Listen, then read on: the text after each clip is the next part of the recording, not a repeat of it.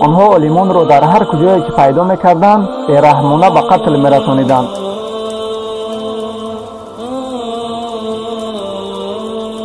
آنها منکنی‌ها را آغاز کردند. و چه چیزها را آنها منع کردند؟ آنها قرآن را منع کردند. از پس آن چون عادتاً حجاب در همه جا منع است. و چه سبب منع حجاب شده می‌تواند؟ از جانب اتئیستان. از آنها صدای تعلیمات اتئیسمی یعنی بیخدایی می‌برآمد. آنها تعلیم اتئیسم را ترغیب می‌کردند. چیزی سلامت نماند. زبان تاجیک‌ها و ازبک‌ها یعنی الفبایی که استفاده می‌کردند حرف‌های عربی بود. همین طور استالین اولین کاری که او میکند آن چیزی که عادتاً میکنند. اگر به طول تاریخ بنگریم، وقتی که ضبط کننده می آید و او مقصدی نیست کردن اسلام را دارد، عادتاً او از چه آغاز میکند؟ از عالمان آغاز میکند. همین طور استالین عالمان را میکوبد و در هر کجایی که عالمان را پیدا میکرد آنها را یا اینکه میکشت و یا آنها را قتل عام میکرد. سرشمار میکشتند. تاریخ شناسان قید کردند که آنها برای قبر کندن اکسکاواتورهای کلان را استفاده میکردند تا که عالمان را در همان جا گور کنند، یعنی در همان یک جایی که سرشمار گور میکنند. و تا امروزها بسیار جایهایی به آنها معلوم هستند که در آن جایها شماره زیادی عالمان گور کرده شدند. چرا؟ چون که وقتی عالمان را نصب میکنی، علم را نصب میکنی. وقتی که علم را نصب کردی، آدمان جاهل میشوند. در مسند صحیح امام بخاری رحمت الله بر او باد باب موجود است که آن باب نام دارد رفع العلم و ظهور الجهل. استثنای علم، نتیجهش یعنی عاقبت به علمی، ظهور الجهل، آدمان جاهل میشوند. انا به خاطر علم خیلی مهم است و نتیجهش دیرتر نمایان می شود. اینک آنها چیکار میکردند؟ آنها عالمان را در هر کجایی که پیدا میکردند بی‌رحمانه به قتل میرسانیدند، یا اینکه آنها را به دار می آویختند. بعضی آنها را که به قتل نمی رسانیدند یا به دار نمی آویختند، پس آنها را چیکار میکردند؟ آنها را به سیبیر میفرستادند.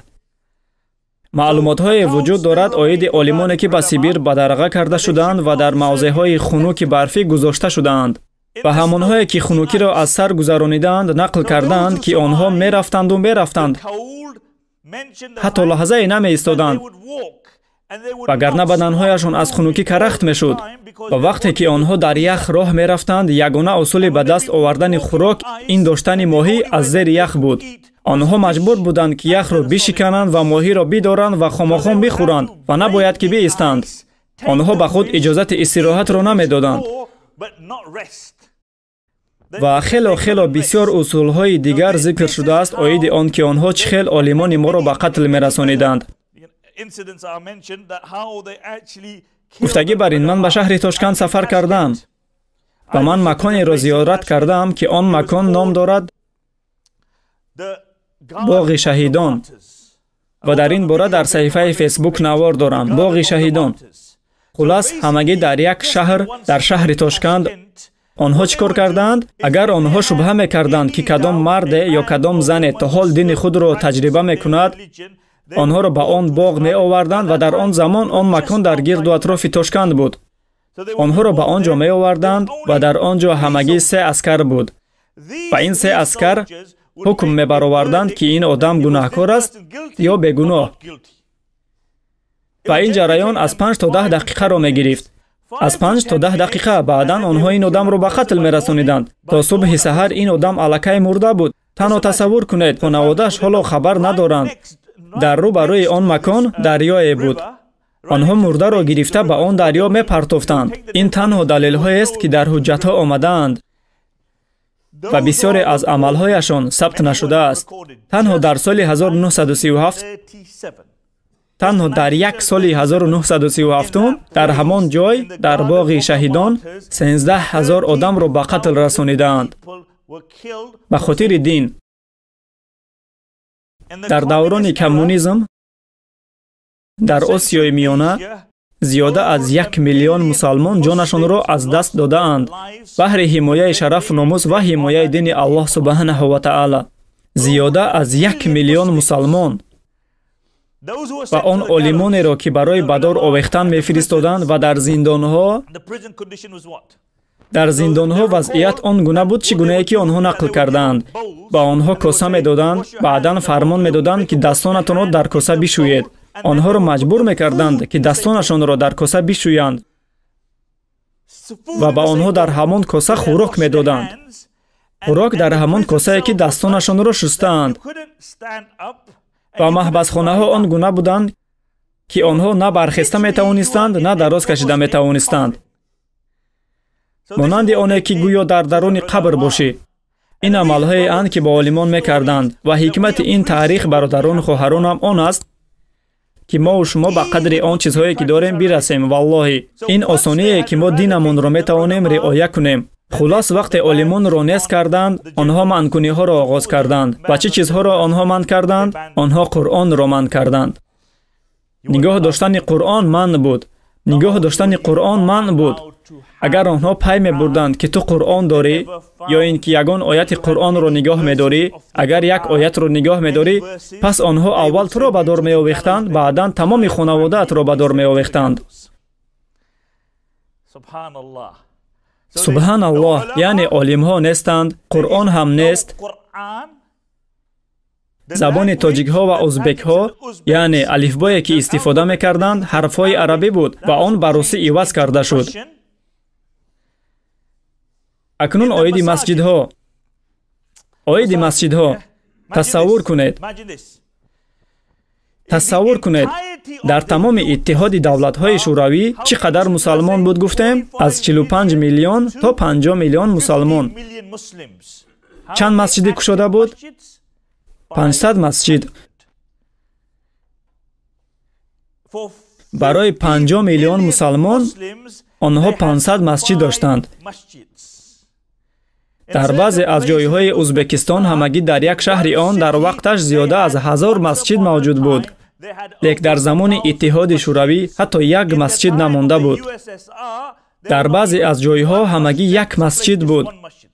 تصور کنید و مسجدهای ما در اینجا مسجد، در آنجا مسجد، در آخر راه مسجد، در کوچه ترینیتی 3 مسجد موجود است.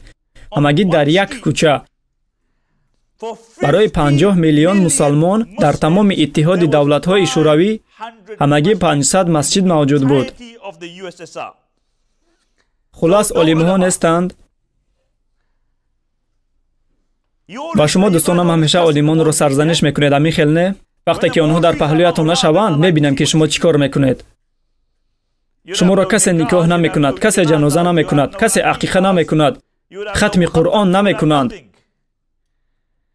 کسی چیزی نمیکند. اکنون گوش کنید که چی شد بعداً.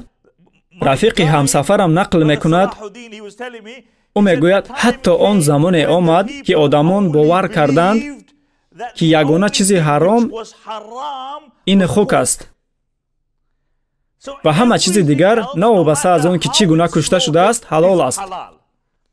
ازبکستان این کدام دولت است؟ دولتی که زیاده از 90% اهالیش مسلمان است. آنها فرق نمی‌کردند حلال را از حرام. عموماً یگانه چیزی که آنها حرام شمردند این خوک بود. دیگر همه چیز حلال. چون که عالم‌ها نبودند که آنها مراجعت کنند. تعلیم اسلامی نبود. مسجدها نبود. بدونید که در مسجدها چیکار می‌کردند؟